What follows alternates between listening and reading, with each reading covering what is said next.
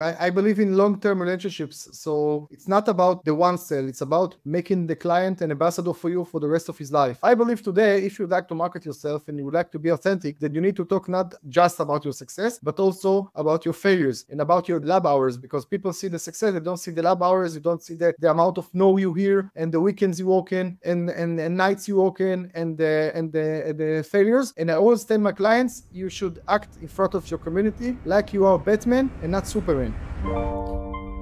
Dr. Yaniv, thanks for coming on the show today. Thank you very much, Elijah, for having me. I heard lots of your chapters and I love your podcast. Thank you. I'm very excited to get into the conversation. We've got a lot to explore, but for anyone who doesn't know you, know your work, know your nickname of Dr. Persuasion, mind sharing a little bit about your background before we dive into it? Yes, thank you. So I'm Dr. Yaniv Zaid. I'm 47 years old. I live in Tel Aviv in Israel. I'm married for the second time. I have two kids, 13 and 15. And my mission in life is to help people and companies to improve their marketing abilities, sales abilities, public speaking abilities, and negotiation abilities. I've been doing so in the last 20 years. I provide business consulting to private companies, to small and medium businesses, to startups, how to increase their sales, how to build their brand, how to build a community, a large community. And also I wrote so far 11 books, 6 in Hebrew and 5 in English, that were translated so far to 10 languages and were sold in more than 300,000 copies worldwide. And I'm very proud in this achievement. My last book, my new release, it's called the 21st Century Sales Bible. It's now published in more than 10 languages, also in the United States, China, Russia, India, Vietnam, and more countries. And I help, among other things, authors to write books and sell books worldwide, lecturers to build their lecture and sell the lecture, startups, to build the startup, to build the community, and to sell and market their products and services. And anyone who would like to increase their income, both self-employed and employees. So obviously quite the storied career so far, right? You have a lot of experience in talking about this topic, teaching about it. Why specifically, let's go super basic fundamentals. Why does persuasion even matter? Because you can be the best person you can be, but if you don't know how to market yourself, then you won't go through any job interview, and you won't get the position you want. You can have great products or great services, but if you don't know how to sell them or market them, then they will remain on the shelf and nobody will buy them. So my basic assumption is that you and me and everyone who hears us, we are great at what we do. We have great products, great services, great softwares, but if you don't know how to market them, how to persuade others, how to improve other people's life, then it doesn't matter, because we won't be able to sell them. And many startups, their failure is that they focus on the production, they focus how to build the product, and they don't care about the market. They don't even leave money for the market, for marketing or for sales. And when the product or software or hardware is ready, they don't have enough manpower, enough abilities, enough money to sell and market it, so they failed and they closed. So persuasion is making people change their mind regarding your ideas, regarding your products and services. Obviously, my basic assumption is, again, we're doing things only legally and only things that are going to improve other people's life. But again, one thing is to be professional, and the other thing is to know how to market yourself as a professional and as an authority. So let's click on that a bit more, because I think that there is this natural aversion towards persuasion, towards sales, towards maybe even marketing, where it's perceived as you are convincing someone to do something that they didn't want to do before. And that is persuasion, right? Debate, persuasion. You talked to me offline a bit more about how you got into this through debate. And it's convincing someone, or almost arguing with someone, maybe that's not a correct characterization, but convincing someone to change a belief that they currently have.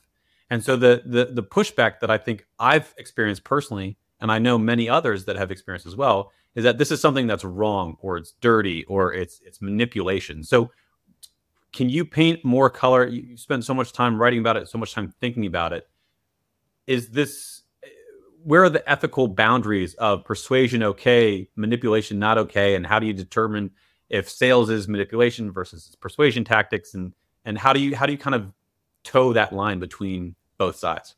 Yes, I divide sales into two. You have hard sale and soft sale. So hard sale is when I push the product and I tell you, well, you should buy now. You definitely should buy now. And I, give you pain, and I tell you how bad your situation is now. And then maybe you buy, maybe you don't. But it's hard sale, And most people, when they identify today a hard sale, then immediately they start to defend themselves. Defense.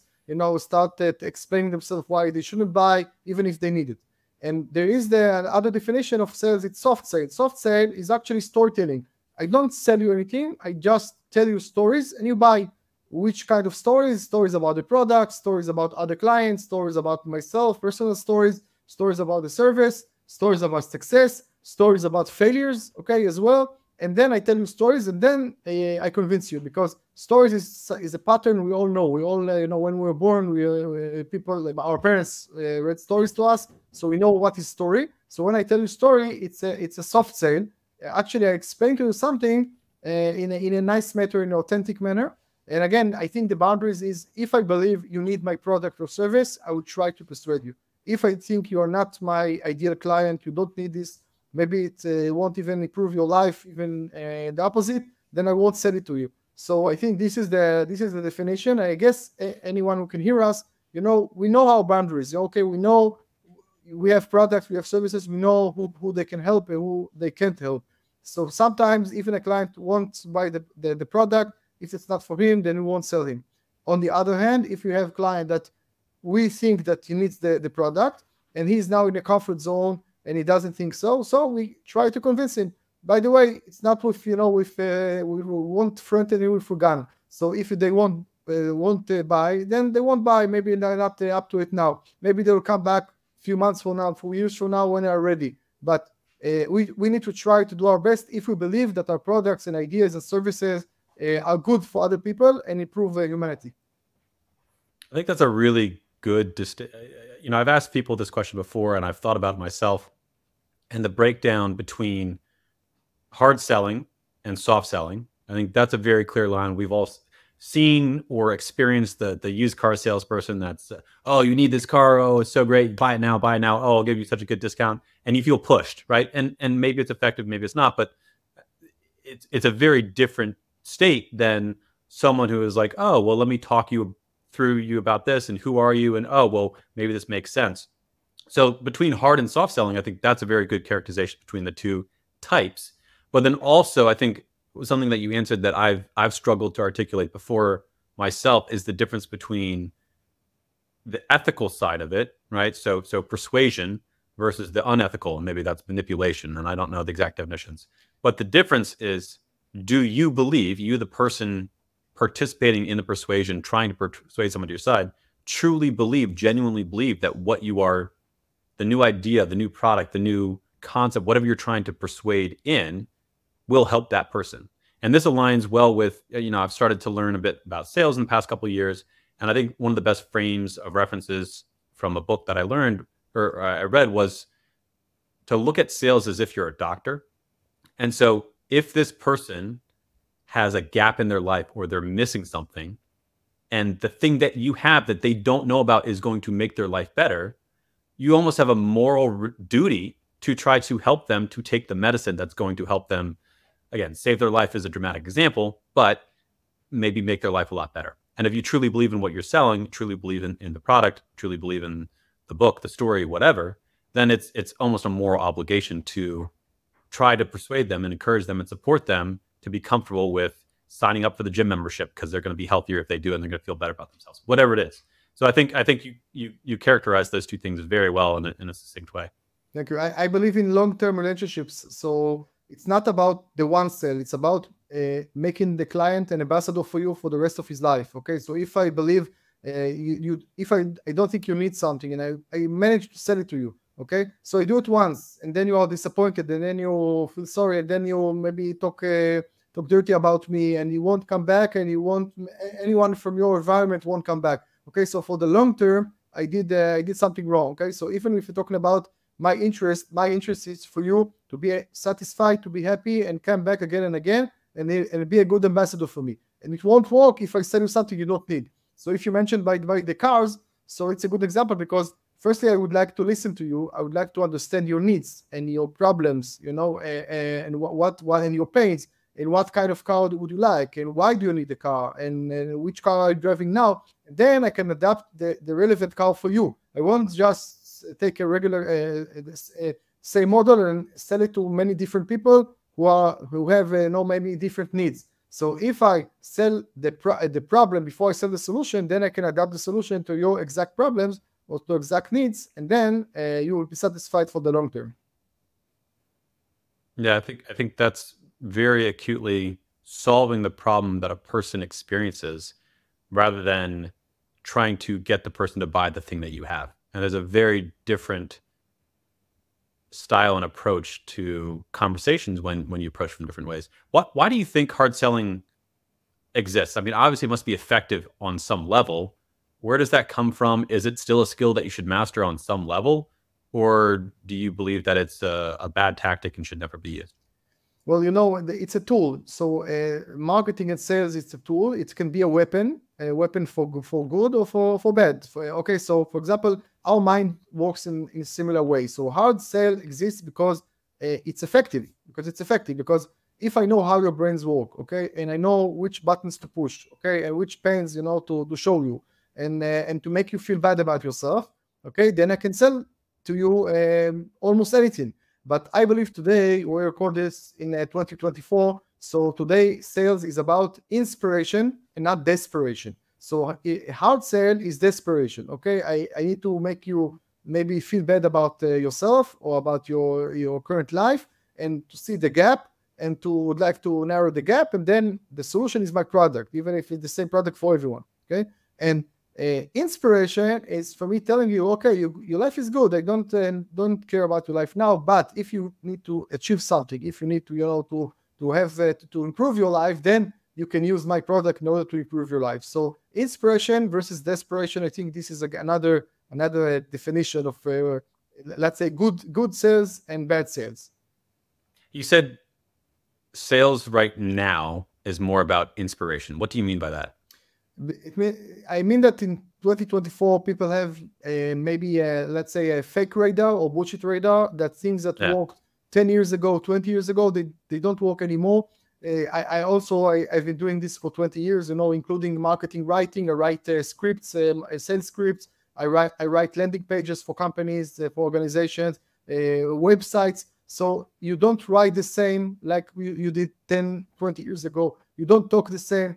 Maybe some things like you did 5 or 10 years ago. You say, oh, look how good my life is. I'm successful. I have, you know, a model girlfriend. I live in a penthouse, you know, on the 20th floor. Look how great my life is. So come and learn from me. You know, it doesn't work anymore. I don't believe it was very effective 20 years ago, but it doesn't work anymore. In fact, today we're talking about inspiration, not desperation. I told you about stories about failures as well. So I believe today, if you'd like to market yourself and you would like to be authentic, then you need to talk not about just about your success, but also about your failures and about the lab hours, because people see the success, they don't see the lab hours, you don't see the amount of no you hear, and the weekends you walk in, and nights you walk in, and the failures. And I always tell my clients, you should act in front of your community like you are Batman and not Superman. Now, what is the difference between Batman and Superman? You know, they are both superheroes and they both look like human beings. But Superman is not actually a human being. He came from another planet. And Batman is a regular person who developed unique powers by himself. So if Superman would deliver a workshop for me, how to fly. Okay, there is a workshop how to fly, and I bought the VIP ticket and I sit in the first row and I write everything and I listen to everything. And he says to me, go to the roof, 20th floor, look at the wind, you know, check the wind, check your first step, something like that. And I will do exactly what he said. I will fall because I'm not superpower. Don't have superpowers. I'm just a regular person. But if Batman will do the same workshop, how to fly, and they will tell me, you know, Yaniv, I was once like you. I was worse than you. My shape was worse than you because the Joker killed my parents when I was young, you know, when I was a kid, and I was afraid of the dark, and I fell into a cave, and I was afraid of bats. And then I taught myself how to fly, and now I work with you. Now I can relate to this guy. I can identify with him. I can say, okay, if he did it and his life maybe were worse than mine, and he can fly now, then I want to learn from this man. Okay, so if you try to talk about yourself like you are a superhuman, you don't have mistakes, you're flawless, something like that, people, it doesn't work in 2024. People won't identify to it. They don't want to buy from it. They feel lousy with themselves. Again, the desperation. And if you talk about the journey you did, and failures and struggle and success, then people can relate to it. There is a line in high-tech companies, there is a line of lectures, it's called fuck up nights.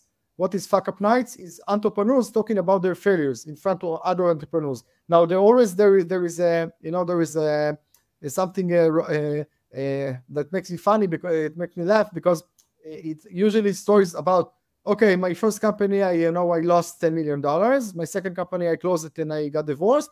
My fourth company is PayPal or Facebook. Okay, usually you don't hear stories like, in my first company, I lost $10 million of investors. My second company, I closed it and got divorced. And today, I'm homeless. I work with, in a shop, like as a seller or something like that. Usually, it's a failure, success. But people, they like to hear about the stories, okay, about the success stories and about the failures. And this is how you become human and authentic, and people will listen to you. And then you can create a community around you and around your company. Yeah, I think that there's so much wisdom in that. And I think there's so much bias towards success. And I don't know if that's more of a Western ideology or if it's just human nature. But we are embarrassed for some reason. And again, maybe it's societal, maybe it's not, about failure. And so you are naturally more prone to want to talk about your success, right? You're more prone to talk about the things that went well, or the baseball game that you won, or the time you talked to your boss and it was a great negotiation, not the time where they beat you up or you lost the argument. So we're naturally, even in our own personal lives, prone to share things that make us look better. And then if you scale it up from entrepreneurs or idols or celebrities, whoever you look up to, the same Instagram influencers, right? You see this veneer of, let me show just success, let me project out the success, because it gives the sharer more self-confidence. It's false, but it's more self-confidence in, oh, well, I look so good. And then the consumer wants to think that we all like fairy tales, right? We love fairy tales. We've been told stories growing up that there's this magical wedding or this magical event, or the knight in shining armor is going to come and save you. And so we want this kind of fantasy land and this fantasy ideal of perfection. And yet reality is the fuck up, and then co-founder PayPal, right? Like that is far more real. Or 40 fuck ups and I'm still trying to find that success, which is also still very real.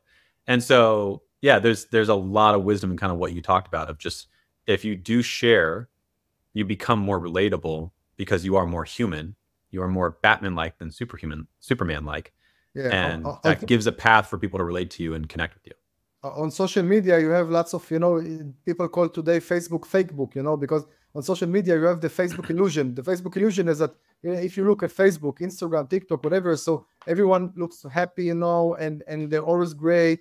And if I go with my wife to Paris, for example, for the trip, and we fight all the time, when we fight, I don't, upload the story. But the 15 minutes we don't fight, I will take a picture of us with the Eiffel Tower in the back, in our background, and then I will upload the story with some hearts, and I will say, feeling excited in Paris or something like that. And then my neighbors look at the picture and say, oh, this guy, what a great marriage he has. I go with my wife, we fight all the time. What is their secret, But actually, again, in 2024, it doesn't work anymore. Where people don't believe that everyone is successful. And also, if I'm successful and I will tell you my Cinderella story, okay, or what I've been through, okay, and also I am successful now, then you appreciate me more than if I, for example, just went into became successful from day one. By the way, also if you look at bestseller movies or bestseller books, there is always the hero's journey. That the hero didn't want to be a hero. Okay, you see, Lord of the Ring, or Die Hard, or Rambo, Rocky, whatever. They didn't took the place and said, well, I would like to save the world. Okay, usually they just live their normal life, and then someone came and decided, Matrix, Neo, you are the one. I'm not the one. You are the one. Morpheus tried to convince him all the time in the movie. You are the one. You are the one. And usually this is what we can relate. A hero that didn't want to be a hero and was forced to be a hero in order to save the world. Okay, and he didn't just move everyone aside and said, "Look, I'm the best. I will take care of the world." No. He had a journey, and life is a journey. Like you said, it's maybe a failure, a success, or maybe a failure, and I'm still looking for the way. And I'm trying to have guides that can show me the way, and I will be more related to someone who also, had failures in life. And if you look even bestseller books, for example, Donald Trump, before he became president, before he was before the show The Intern, he wrote a book about negotiation in the 80s. Okay, now he was an entrepreneur, a real estate guy. He was second generation, and he was a millionaire when he was born a millionaire. So if he just wrote a book about negotiation, if he was a New Yorker millionaire, then it doesn't, nobody cares. You know why? Because you have thousands of you just in New York, millionaires who were born to money. Okay, but what was interesting in the book that, he was a millionaire, and then he got bankrupt. He managed to lose all his money, and then he became again multimillionaire, and then with a unique talent, he managed to lose again his money. And then he became another millionaire. Okay, that is interesting because you say, okay, this guy, twice he was bankrupt, and twice he managed to rise again and to become a multimillionaire. This is what made the book bestseller book. So even if you're talking about bestseller books or bestseller movies, we're also looking for the failures, not just the success. That's very, very interesting. And yeah, it makes people, if there's this hero that you can't relate to, then it's less attractive and less interesting, versus if you could imagine yourself going through that hero's journey, immediately have more rapport and more relation. Let's bring it back to the tactical. If someone doesn't have any experience with persuasion, or very little, I think everyone has some experience to it, because you talk to your teacher and you try to convince them that you didn't do your homework, but you have a really good reason, right? That's persuasion, right? So we've all have some exposure to it. But maybe someone who's not familiar with it, or wants kind of a step-by-step playbook or breakdown, is there such a thing, or is it contextual? Is there kind of advice that you can say, start here, do these steps, and then this is the way to kind of soft sell or persuade, whether it's looking for a raise or trying to convince your partner of watching the movie that you want to watch rather than the movie that they want to watch? What does this look like from a tactical perspective? Yeah, first of all, there are formulas. I teach the formulas both in my books and my lectures, and we all sell all the time. If you're married, you sold yourself at least once. If you're married twice, then you sold twice. You sell all the time. You sell to your kids. You sell to a lady, you sell to the teacher when we are kids, to our parents. All the time you sell. Maybe you don't call it sell. For example, I also teach in the university, and when you look how the academy treats sales, it's like, it's something evil, like you said, manipulation or something like that. But universities, okay, even, Ivy League schools, okay, what they teach you, they sell all the time. What is second degree? It's upsell. You completed your first degree, then they sell you the second degree. What is PhD? And I did PhD, okay? PhD is, again, the upsell or cross-sell, okay? And what is scholarship? Scholarship is actually a discount. Okay, you excellent your school, you have 20% off, scholarship, 20% off next year. I got you a discount of 20%. But when I talk to professors about this, they say, no, scholarship is not a discount. Second degree is not upsell. No, it's exactly, it's upsell. I sell you more the same. Now, about the tactical, practical tools. First of all, you need to define your targets. You need to say, what do you want to achieve? If you have a meeting, for example, if you have a sales conversation, if you have a presentation, if you're meeting an investor, meeting a client, meeting a vendor, no matter what, you need to identify what are your targets. If I would like to raise money, how much money do I want, and how many stocks am I willing to give for it? If I would like, raise in my salary, how much money do I want? Okay, and why do I think I deserve this kind of raise? Okay, so again, you need to identify your targets. Now, this is something that it sounds easy, but most people, they don't do it. Most people, lecturers come to me, let's build the lecture. Okay, so I say to them, okay, so what is the target? What is the purpose of the lecture? What would you like it to be at the end? You know, at the best case scenario. Now, usually this is the first time they think about it. Okay, so because they had a mission or they had a job to write a lecture, they didn't even think what should happen at the end of the lecture. So first, identify your targets. Then you need to think about the other side if you'd like to convince someone, to sell to someone, to think it from their perspective. Because most people, they think about themselves. You know, I will tell the stories that interest me. I will talk about my needs, my problems, my comfort zone. And no, I think I need to think about the other side. What questions they will ask me, what kind of objections I will get, you know, what are their needs, their answers, to get inside their head. You know, actually, and specifically on that, I just want to push you a little bit more there. So the instinct, if I'm hearing correctly, the instinct is to talk about whatever I want to talk about. Yeah.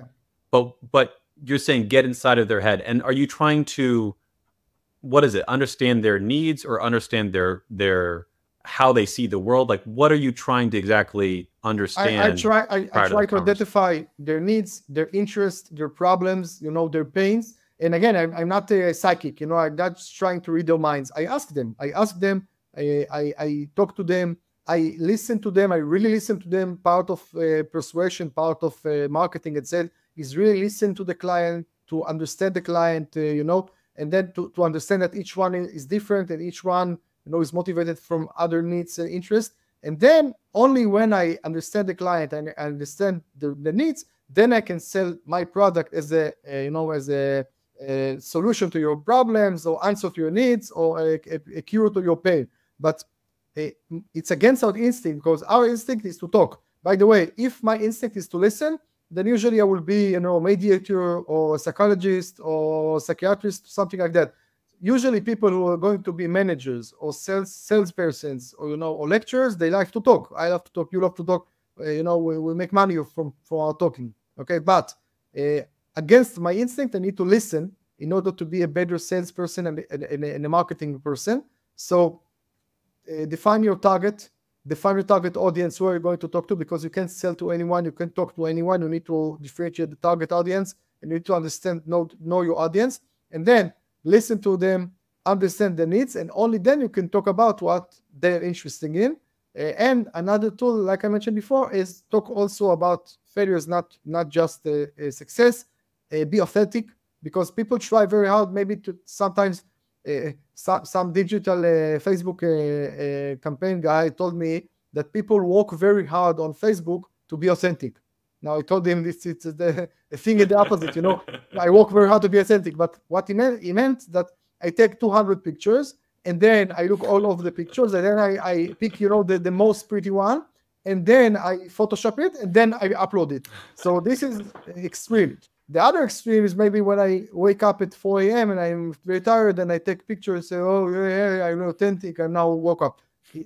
People don't care about it. So, you know, we need to have the balance, you know, to be authentic, but you can plan something, but still be authentic. So you need to find this balance. I guess if you're authentic, that people will buy from you, identify with you, talk more about you, and appreciate you more as a professional authority. Super helpful to kind of break it down like that. Where does kind of that translate to representing a company or a brand? If you're a startup and you're trying to persuade people one to many, right, through marketing, through social media, through whatever form, to use your product, to be aware of your product, and then to also convince people to use it, how does that playbook change or adapt versus doing it as an individual? Or is the answer that we're living in a world where people buy from people, not companies and brands, and so you should just build a personal brand, lean into that, and then sell your company and startup through that?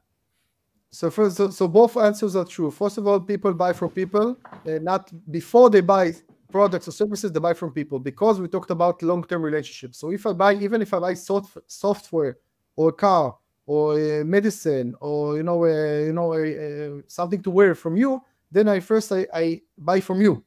If I don't trust you, if I don't know you, if I don't believe in you, then I won't buy even a shirt, because I would like to know that I can go back to your store and replace the shirt. I need to know that I can go back, and buy another shirt from you. That if you sold me the car, there won't be some things you didn't mention about the car. If I buy software for you, that it won't, shut down my computer tomorrow. So I need to believe in you, and this is why salesperson, they need to build their own identity and professionalism.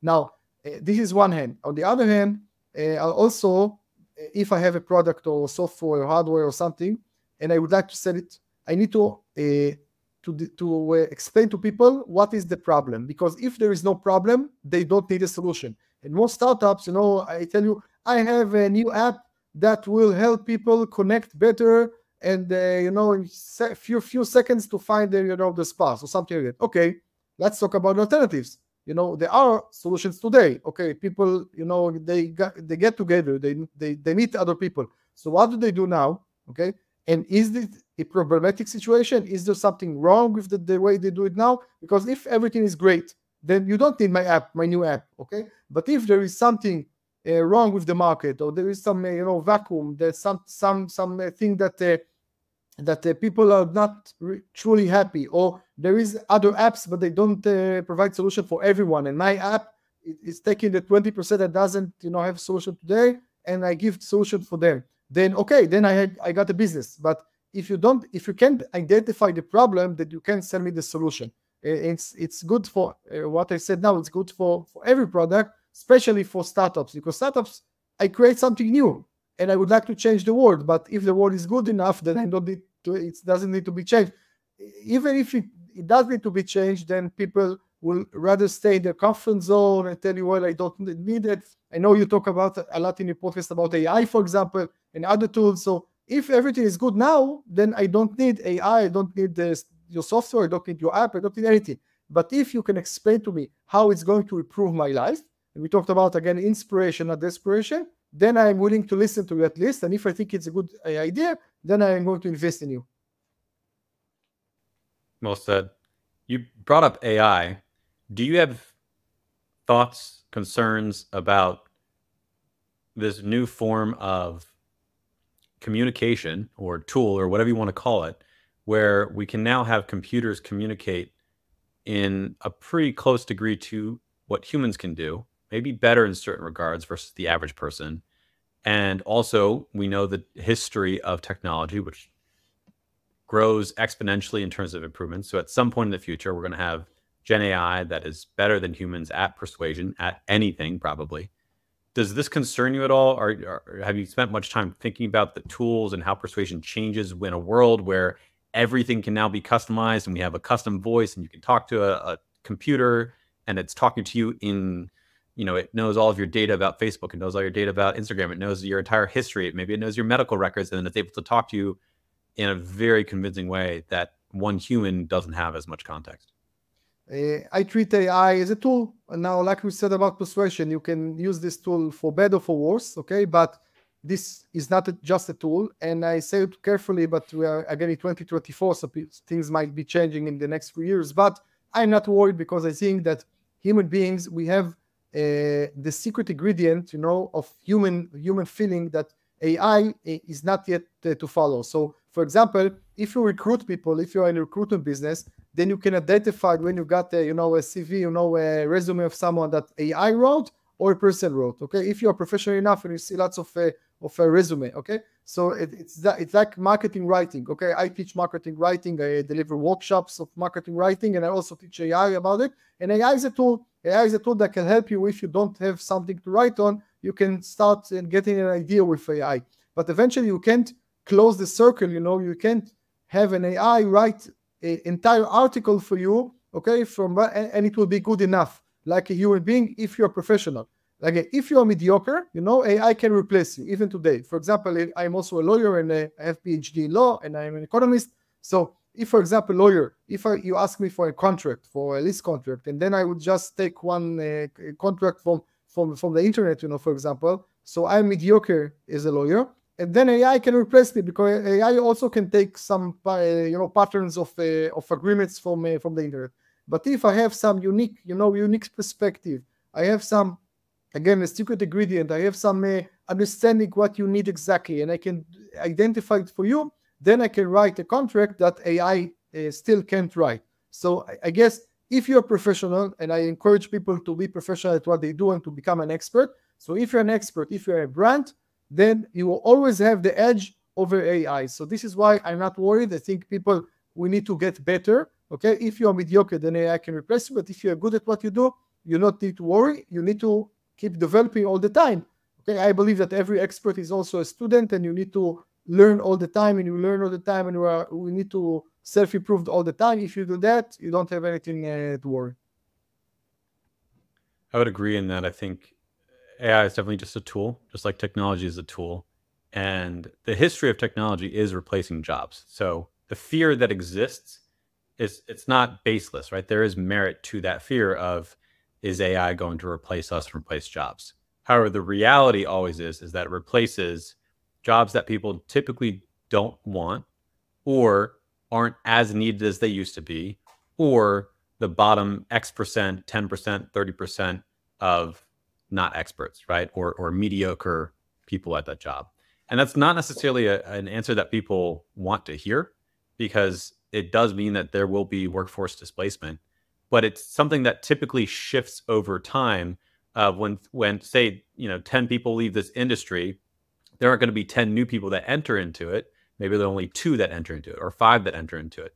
And so it's not like, those 10 people are fired and then those jobs never exist again. It's people will exit it, and there will be less demand for people to kind of backfill those roles. And that's how we have this shift of progress of technology. Yes, there is some displacement. Yes, there is some, job loss. But there's also this overall bringing up. Technology historically brings up the quality of life of society overall. And we have this advancement in technology and health and communication. And there are downsides to it at times when it moves too fast, like social media. Maybe it's considered a negative for the past 10 years, but it can also turn into this thing of great connectivity and communication across any boundary for basically free.